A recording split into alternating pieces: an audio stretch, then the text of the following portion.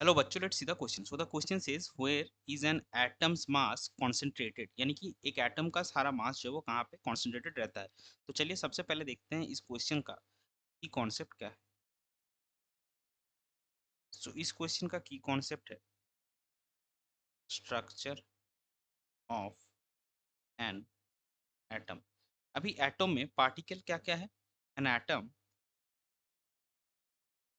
जो सब atomic particles है वो है an atom consist of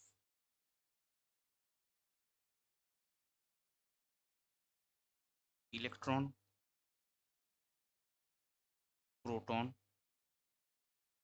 and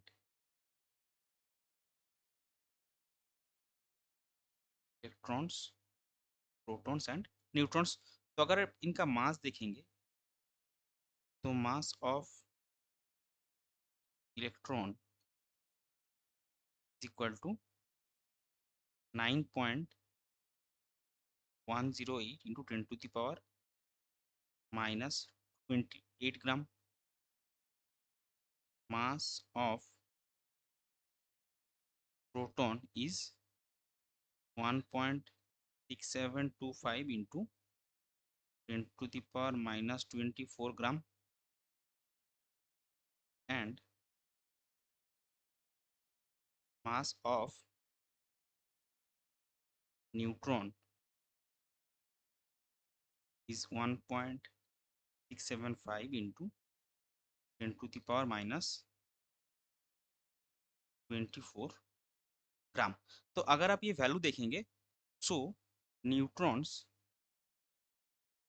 and, इससे हम क्या कंक्लूड कर सकते हैं इस वैल्यू से, neutrons and protons are almost 2000 times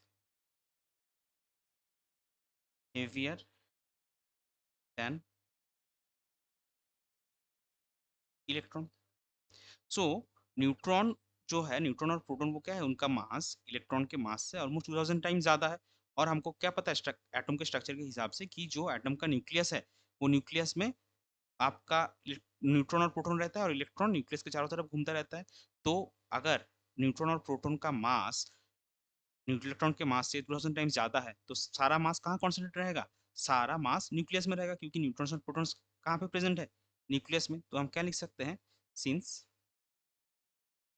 protons and neutrons are present in nucleus and atom's mass is concentrated in nucleus. ये हो जाएगा आपका क्वेश्चन का correct final answer. I hope you understood it well. Best of luck. Thank you.